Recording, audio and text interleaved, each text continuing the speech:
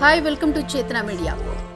నిన్న స్వర్ణ ప్యాలెస్లో జరిగినటువంటి దుర్ఘటనలో 10 మంది ఈ షార్ట్ సర్క్యూట్ వల్ల జరిగినటువంటి అగ్ని ప్రమాదంలో ప్రాణాలు కోల్పోవడం చాలా బాధ కలిగించింది. వారి కుటుంబ సభ్యులకు హాస్పిటల్ యాజమాన్యం తరఫున, సిబ్బంది తరఫున ప్రగాఢ సంతాపం తెలియజేస్తున్నాం. నిన్న తెల్లవారుజామున 5 గంటలకి సంభవించినటువంటి ఈ ప్రమాదంలో వెనువెంటనే స్పందించినటువంటి ఫైర్ బ్రిగేడ్, పోలీస్ అధికారులు, వారి సిబ్బంది, ఆ తర్వాత ప్రభుత్వ అధికారులు, అంతేకాకుండా ఈ మా హాస్పిటల్ రెస్క్యూ టీం, వీరందరూ కూడా కొన్ని నిమిషాల వ్యవధిలోనే చేరుకుని అక్కడ 20 మందిని సురక్షిత ప్రాంతాలకి మన హాస్పిటల్కి తరలించడం జరిగింది. గత 6 మాసాల్లో చాలా హాస్పిటల్స్ లాగానే మేము కూడా ఓపీడీ సర్వీసులు పరిమితంగా చూసుకుంటూ ఎమర్జెన్సీ సర్వీసెస్ మాత్రమే అందిస్తూ ఉన్నాము. అయితే ఈ కోవిడ్ పేషెంట్స్ క్రమంగా పెరుగుతున్నప్పుడు చాలామందికి మా సెంట్రల్ కమాండ్ స్టేషన్ టెలిమెడిసిన్ ద్వారా మా కన్సల్టెంట్స్తో ఈ హోమ్ క్వారంటైన్ ఇవ్వడం జరిగింది. అయితే క్రమేపీ ఈ నెంబర్స్, కోవిడ్ వ్యాధిగ్రస్తుల సంఖ్య పెరుగుతూ ఉండటంతో కలెక్టర్ గారు, డిఎంఎల్హెచ్ గారు మన హాస్పిటల్స్, ఏ జిల్లాలో ప్రతి జిల్లాలోనూ హాస్పిటల్స్ యాజమాన్యాలను పిలిపించి వారికి ఎప్పటికప్పుడు ఈ ఇన్పేషెంట్స్ అడ్మిట్ చేసుకోవడానికి సన్నద్ధం కావాలి అని వారు సూచనలు ఇవ్వటం జరిగింది. దానికి గైడ్ లైన్స్ అవన్నీ కూడాను.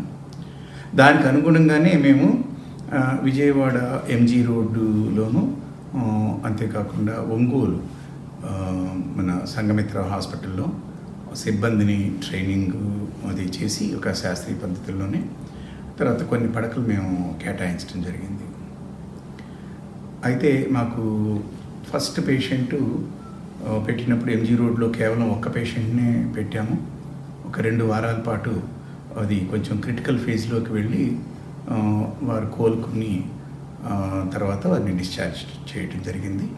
వారి డాటరు పల్మనాలజిస్టు, ఆ తర్వాత మేము ఎప్పటికప్పుడు డిస్కస్ చేసుకుంటూ ఇక్కడ మా ఫిజిషియన్, పల్మనాలజిస్టు, తర్వాత అమెరికాలో మేయో క్లినిక్ డాక్టర్స్తో కూడా సంప్రదిస్తూ ఎప్పటికప్పుడు మేము వైద్యం అందించి ఆయన రికవర్ అవ్వడానికి ఉపయోగపడింది.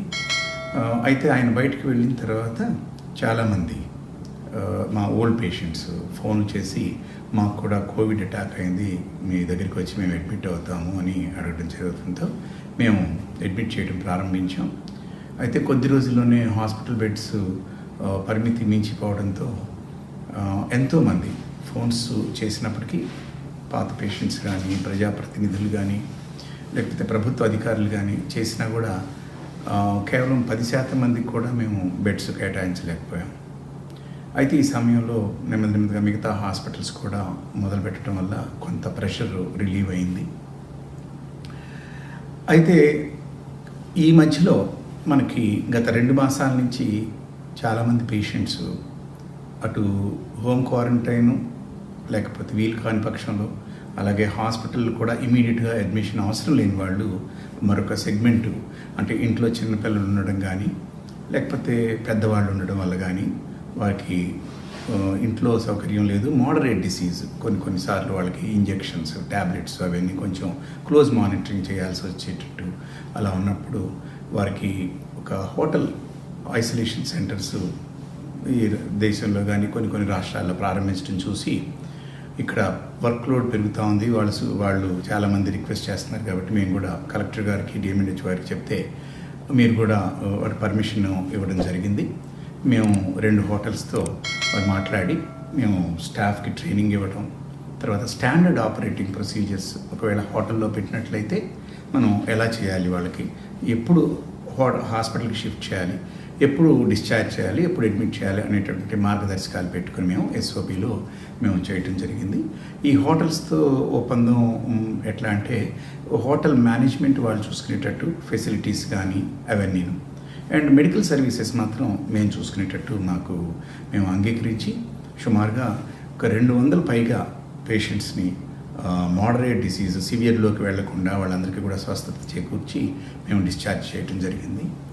మా సిబ్బంది చాలామంది దాదాపు 200 పైగా వాళ్ళు కొంచెం ఇన్ఫెక్షన్ సోకుతుందేమో అనేటటువంటి భయం ఉన్నప్పటికీ కూడా ఎంతోమంది ముందుకు వచ్చి మేము as part of our duty will do అని చేశారు.